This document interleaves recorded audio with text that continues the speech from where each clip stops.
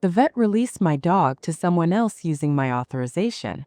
They said I sounded calm, certain, like someone who trusted the person on the other end. I found out when I arrived to pick her up, and the front desk told me she'd already gone home. They said I'd called earlier, calm and clear, and confirmed the transfer. They said the note included my preferences. The small ones. The ones you only know if someone told you. I stood there with the leash still looped over my wrist. He found me outside the clinic 10 minutes later, because I was sitting on the curb with the empty leash in my hands. He didn't introduce himself. He crouched down in front of me, held out his phone, and showed me a photo of my dog asleep on a couch I didn't recognize. He waited until I saw her breathing before he said anything. Her head was turned the way it always turned when she felt safe. He said her name exactly the way I said it. He said there had been a mix-up. He said the clinic had called him because he was listed as a secondary contact. He said he'd assumed I was overwhelmed and was helping. He said she'd be back to me by morning. I didn't ask how he'd been listed. He drove me home without making it feel like a favor. He didn't talk much. He noticed when my breathing got shallow and slowed his driving before I asked. He left me at the door and said he'd send an update before bed. He did.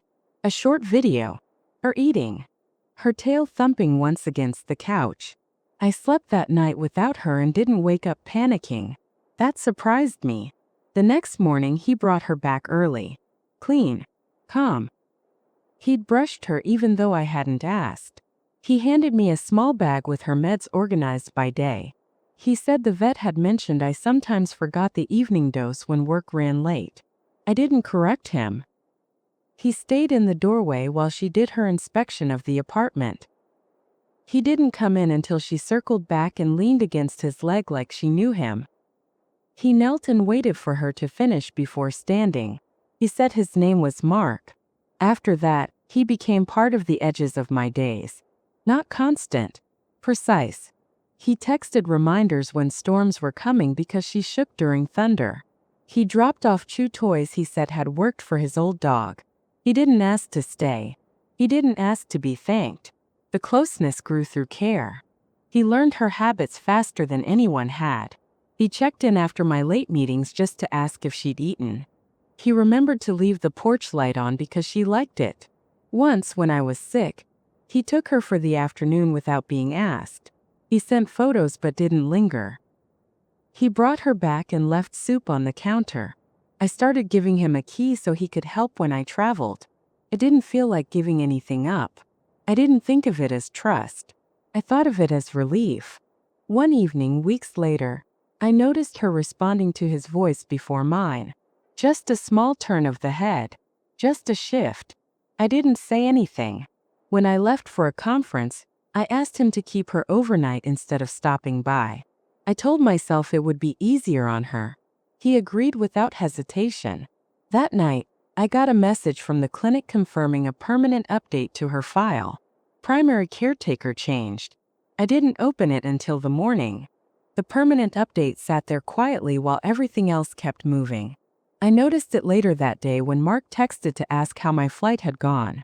Not concerned, just checking in. He added that she'd slept through the night and eaten early. He said she'd waited by the door around my usual time, and then settled when he told her I was away. I told him thank you. I didn't mention the clinic email. The conference was dense. Long days, short breaks. It helped that I didn't have to think about her. Mark sent one message in the morning and one at night. Photos only when something changed. A walk rerouted because of heat. A storm passing closer than expected. He adjusted without asking. The relief wasn't abstract. It was physical. I slept better. I stayed later after panels instead of watching the clock. I didn't rush conversations. On the second night, he called instead of texting. He said he wanted to check something small. He said the vet had followed up about a longer-term plan for her anxiety. He said there were options.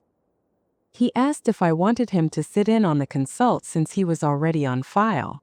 I said yes before thinking about it. The call was quick. He summarized afterward, clean and accurate. He didn't push for decisions. He said we could wait until I was back. He said he'd keep things steady until then. We started using we without noticing. When I came home, she didn't bolt for me the way she usually did. She came over, wagged, pressed her side into my leg, then went back to her bed. Calm. Grounded. I told myself that was a good thing. Mark stood a step back, watching. He didn't crowd the reunion. He handed me her leash even though we weren't going out. He said she liked the weight of it when things felt new. He'd learned that somewhere. We walked together that evening. Not a date. A routine. He pointed out which corner she hesitated at now, which one she'd stop checking. He adjusted the pace without comment when she lagged. At my door, he hesitated like he might leave. I asked him to come in.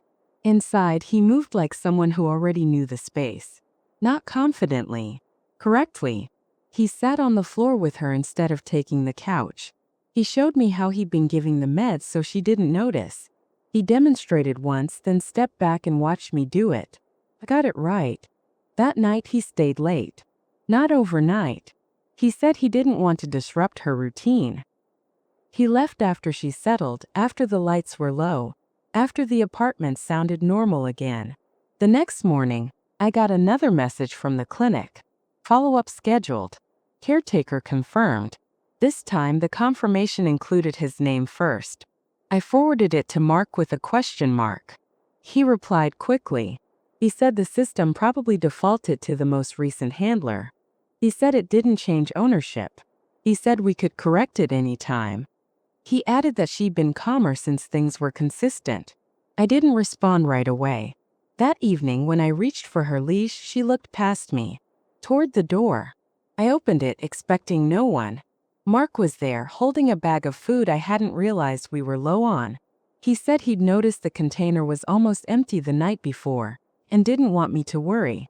She went to him immediately. Not excited. Certain. The decision happened in the middle of an ordinary morning.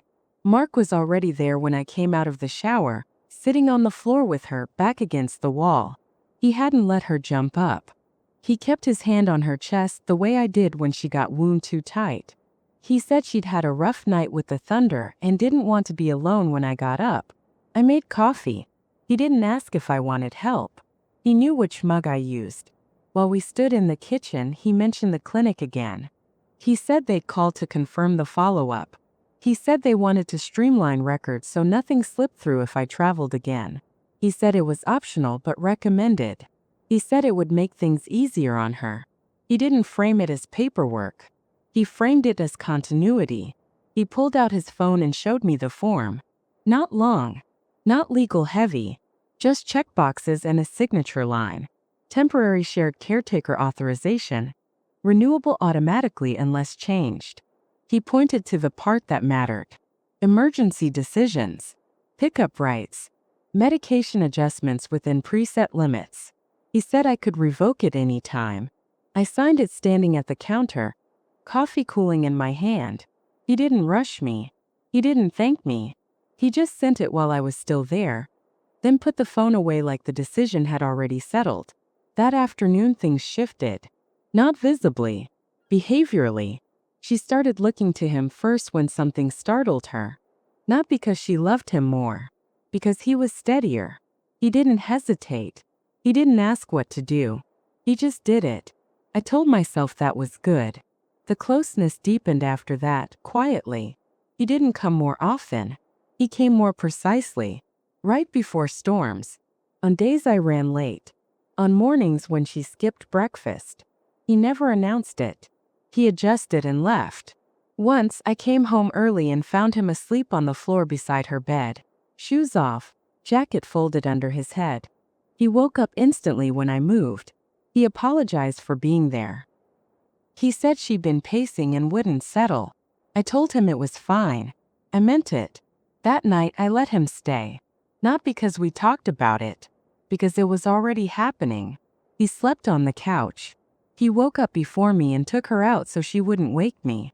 When I came into the kitchen, breakfast was already portioned for her the way I liked it, but served at the time he'd learned she preferred. We didn't talk about us. We talked about her. about how she leaned into him now when she was unsure, about how she stopped checking doors when he was around, about how she slept deeper. I listened. I didn't interrupt. A few days later, the clinic sent another update. Not a question, a confirmation. Primary caretaker on record, Mark. Secondary me.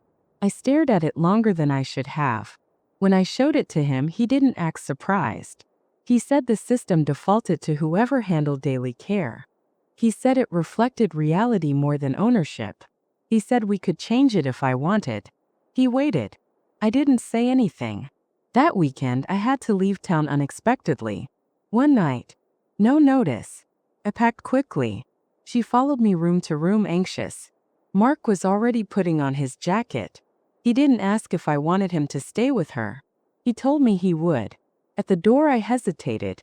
Then I handed him my house key. Not the spare. The one I used every day. He took it without comment. When I drove away, I didn't look back. She didn't bark. The change showed up in small refusals. I noticed it first when I tried to schedule her grooming appointment. The clinic portal wouldn't let me confirm the time. It let me suggest options, then told me the primary caretaker would finalize. I closed the browser and tried again later. Same result. I didn't call Mark right away. That afternoon, she wouldn't eat when I put the bowl down. She sniffed, stepped back, and lay on her mat instead. When Mark arrived an hour later, she stood up immediately. He didn't rush her. He adjusted the bowl slightly, tapped the edge once with his finger, and she ate. I watched from the doorway and said nothing. He told me she'd been sensitive to timing lately. He said routine mattered more than intention. He said it like a note you'd leave for someone taking over a shift. After that, he started giving updates without waiting for questions. Short messages. Factual. She skipped breakfast but ate dinner. She shook for 10 minutes during the storm, then settled. No meds needed today. I thanked him. He responded with acknowledgments, not conversation. He stopped staying late. When he did come by, he didn't sit on the floor with her anymore. He stayed standing, leash already in hand, ready to leave. He asked fewer questions about my schedule. He checked his phone instead. The vet called me one morning while I was in a meeting. I missed it. When I listened to the voicemail afterward, it wasn't the usual tone. It was procedural. They said they'd spoken with Mark already. They said a small adjustment had been made. They said it was within agreed parameters. I didn't remember agreeing. That evening, I asked him what the adjustment was. He said it was minor. He said she'd been doing better with a slightly earlier dose. He said the vet had recommended it. He said it was temporary. I asked why I hadn't been consulted. He said he'd tried to call. He said I'd been unavailable. He said he hadn't wanted to delay something that would help her. He didn't say sorry. The apartment started to feel like a place she passed through, not where she belonged. She waited by the door more often. She slept lighter when he wasn't there. When he arrived, she settled immediately, pressing her side into his leg, eyes closing before he even sat down. Once, when I reached for her collar, she flinched. Not away. Toward him. I dropped my hand. The clinic sent another automated message 2 days later. Records updated. Emergency contact confirmed. It listed his number first. Mine second. No explanation. No prompt. I forwarded it to him with a single word. Why? He replied an hour later. He said systems favored clarity. He said overlapping authority caused delays. He said this way nothing would fall through. He added that she was calmer when there was one lead. That night he didn't come by. He texted to say he'd keep her overnight because there was a storm coming and she did better at his place. He didn't ask if that was okay. He told me. I stood in the living room with her empty bed and listened to the weather roll in. The apartment felt wrong without her weight in it. Too clean. Too quiet. I slept badly. In the morning, he sent a photo of her curled up on his couch, breathing slow, jaw loose. He said she'd slept through the thunder. He said he'd bring her by later. He didn't. The hours passed without explanation. When I finally texted, He replied that the vet wanted to observe her a bit longer after the adjustment. He said he'd handle pickup. I drove to the clinic anyway. They wouldn't release her to me. They were polite about it. They said the primary caretaker had requested observation. They said my name was still on file, but decisions were being coordinated elsewhere. I stood there longer than necessary, leash in my hand again, useless. When I got back to the car, there was a message from Mark. He said he'd call later. He didn't. I didn't hear from him until the clinic closed. The message was short. He said she was fine. He said the observation had gone well. He said he'd bring her home in the morning so she wouldn't be unsettled by another transition. He didn't say my home. That night, I lay awake listening for sounds that weren't there. No nails on the floor. No sighs from her bed. No weight shifting when I turned over. I told myself it was temporary. I told myself she was safe. Those things were true. The next morning, the clinic emailed a discharge summary. It was addressed to Mark. I was copied. The language was neutral. Stable. Improved response. Care plan attached. I scrolled until I found the line that mattered. Authorized pickup and residence confirmed. I called the clinic. I didn't raise my voice. I asked when I could come get her. The woman on the phone hesitated, then said she'd checked the file. She came back and said the primary caretaker had requested a staggered return. She said it was recommended to reduce regression. I asked recommended by whom. She said by the caretaker in consultation with the vet. I asked if I was no longer authorized. She said I was listed but not as decision maker. I hung up without arguing. I drove to Mark's place without telling him. I still knew the address. He'd never hidden it. The building was quiet. Residential. Normal. When I rang the bell, he answered quickly, like he'd been expecting someone. She was behind him. Not running to me. Sitting. Watching. Her tail moved once when she saw me. Just once. I stepped inside without being invited. He didn't block me. I knelt and said her name the way I always had. Soft. Familiar. She stood, walked over, and leaned into my legs. Not frantic. Not relieved. Calm. That hurt more than if she'd resisted. I told him I was taking her home. He said not today. He said the transition mattered. He said she was still adjusting. He said one more night would help. He said he wasn't keeping her from me. He said he was keeping things steady. I asked him if he loved her. He said yes without hesitation. I asked him if he loved me. He didn't answer. He said this wasn't about that. I told him to give me my key back. He reached into the drawer by the door and handed it to me immediately. He hadn't been carrying it. He'd put it away. That felt deliberate. I looked around his living room. Her bed was there. Her toys. Her bowls. Arranged the way I did it at home. Even the blanket I kept on the couch was folded on his armrest. I realized then that this wasn't temporary. It was established. I stood up and told her I'd see her tomorrow. She didn't follow me. At the door, Mark said something I hadn't expected. He said she trusted him because he didn't hesitate. He said animals needed someone who could decide without doubt. He said I'd taught her to feel, but he was teaching her to be calm. I didn't respond. I drove home with the leash on the passenger seat. That night my phone buzzed once. A notification from the clinic portal. Primary residence updated. I didn't open it. I learned she was no longer mine from a bill.